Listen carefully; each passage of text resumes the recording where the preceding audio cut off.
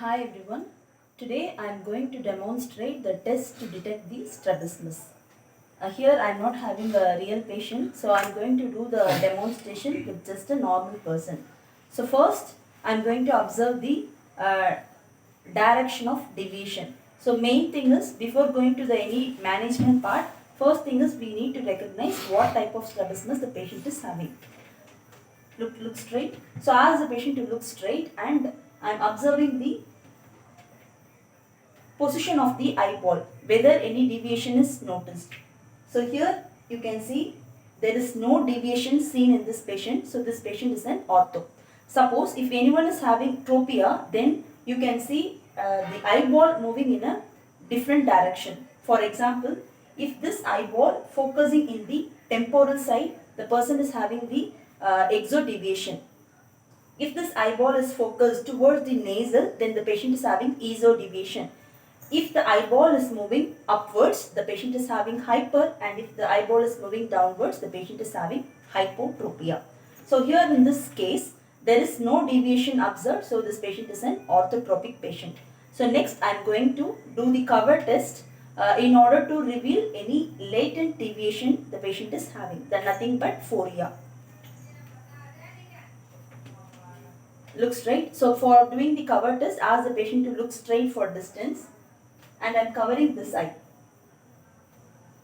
So when I cover this eye, I am observing if there is any movement seen in the uncovered eye. So as you can see, there is no movement observed in the other eye. So now I am going to do the cover uncover test. So which means I am hiding this eye and I am going to observe the same eye. Look straight.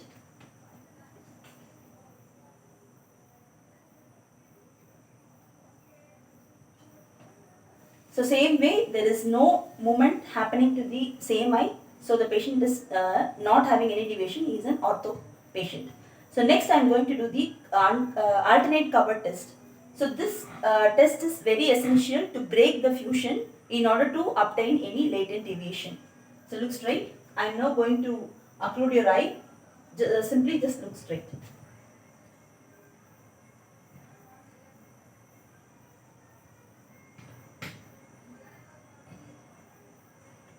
So here there is no movement happening to either eye. So this patient is a complete orthophoric patient. So next I am going to do the corneal reflex test or the Hirschberg test to see the corneal reflex in the pupil. Look straight. So here I am asking the patient to look straight, and I am going to shine the light in the nasal bridge. So exactly in the nasal bridge I am shining the light. And when I observe, the corneal reflex is exactly in the center of the pupillary area. Look straight. So here I can see the corneal reflex is exactly in the center of the pupil. That denotes the patient is an orthophoric patient. If suppose anyone is having esodeviation or exodeviation, there will be slight change in the position of the corneal reflex.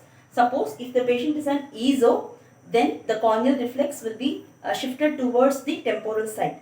If the patient is an exo, then the corneal reflex will be shifted towards the nasal side.